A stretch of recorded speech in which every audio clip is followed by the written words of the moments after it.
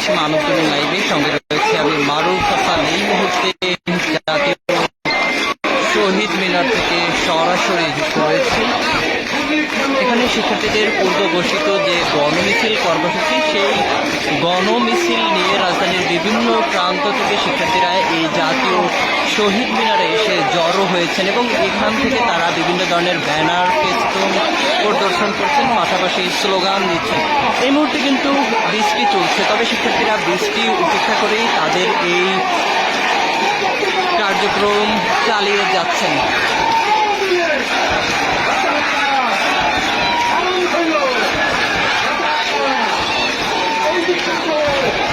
হাজারো শিক্ষার্থী এই মুহূর্তে শহীদ মিনারের অবস্থান নিয়েছেন। রাজধানীর বিভিন্ন বিশ্ববিদ্যালয়, কলেজ থেকে শিক্ষার্থীরা আজকের এই কর্মসূচিতে অংশগ্রহণ করেছেন।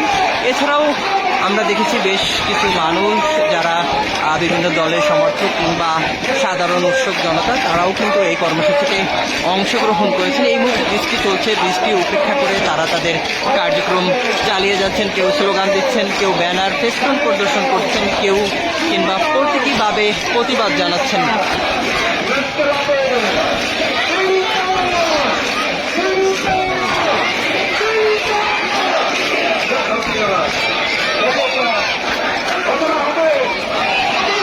শহীদ মিনারের এই এরিয়াটি জুড়ে প্রতিটি সড়কে একেবারে যদি আপনাদের দেখাই, সম্পূর্ণ শহীদ মিনার এরিয়াটি জুড়ে শিক্ষার্থীদের অবস্থান রয়েছে।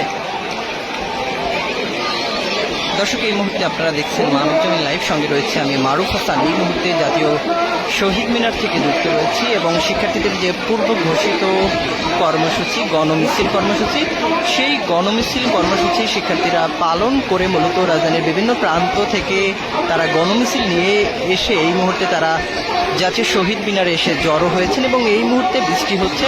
বৃষ্টি উপেক্ষা করে শিক্ষার্থীরা এখানে একটি সমাবেশের মতো করছেন এবং হাজারো শিক্ষার্থী, পাশাপাশি অনেক অভিভাবক রয়েছেন এবং বিভিন্ন মানুষ তারা এই সমাবেশ কর্মসূচিতে অংশগ্রহণ করেছেন এবং তারা তাদের এই যে কার্যক্রম সমাবেশে সেটি চালিয়ে যাচ্ছেন।